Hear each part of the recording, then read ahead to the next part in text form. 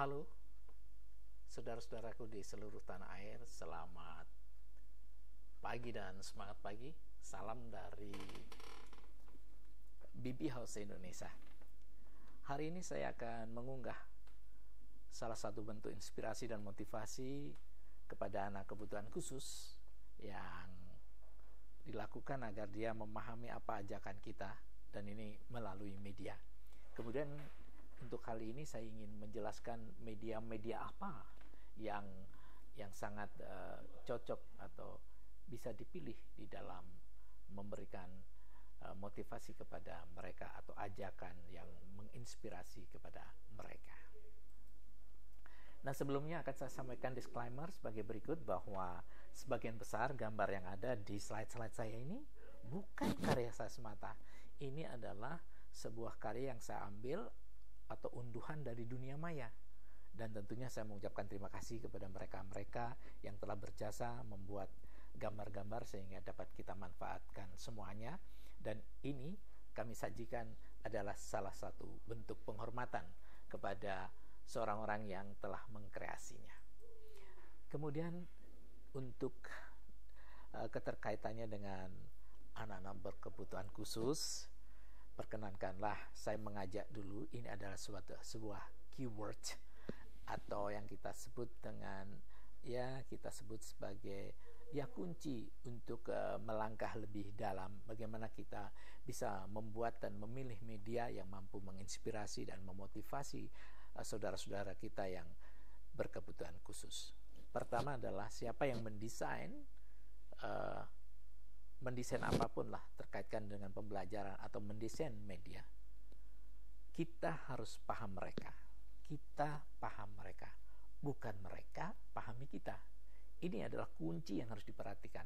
Sehingga ketika kita mendesain itu akan lebih baik dan sempurna sesuai dengan harapan. Itulah yang saya katakan sebagai kunci yang pertama.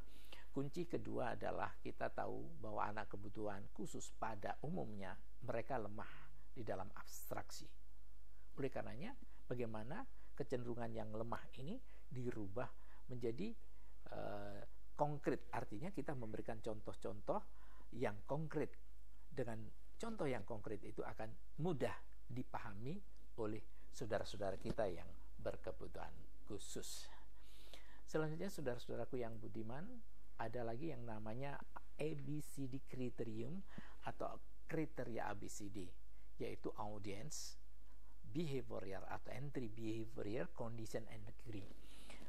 Audience itu adalah yang jelas adalah seorang orang yang berkebutuhan khusus. Behaviornya adalah memahami ajakan kita dan dia mau melaksanakan dengan ikhlas.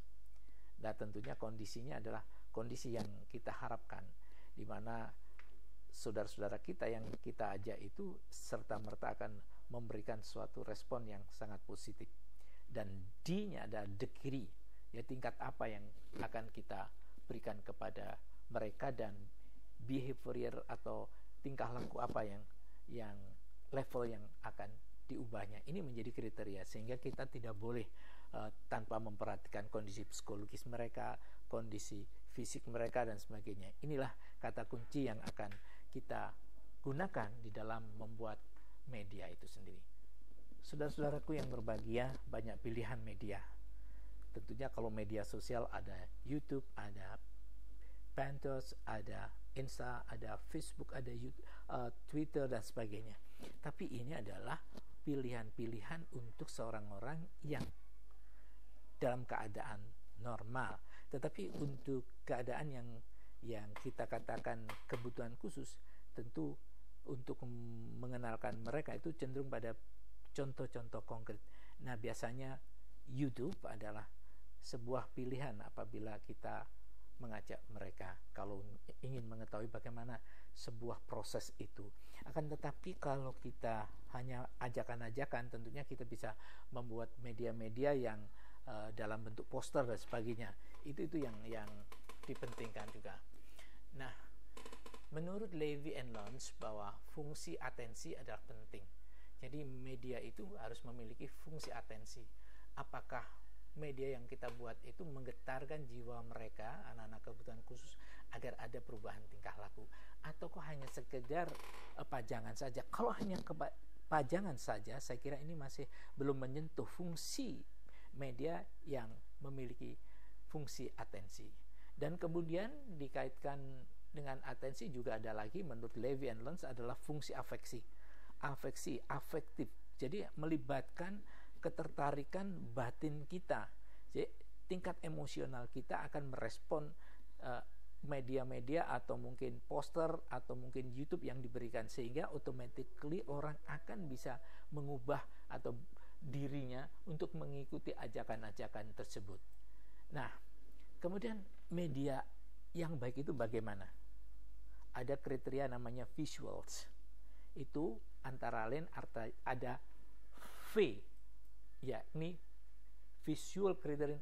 Ini ada V, ada I, ada S, ada U, ada A, ada L, ada S. Ini semuanya memiliki makna. V adalah visible, mudah dilihat, mudah dicerna, visible, dan mudah memahamkan. Itu dibuatnya harus memenuhi kriterium V, visible.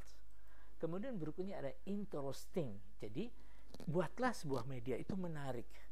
Bayangkan media itu tidak mempunyai nilai agitatif atau menyuruh orang berbuat, menyuruh orang berperilaku, menyuruh orang ada perubahan tingkah laku.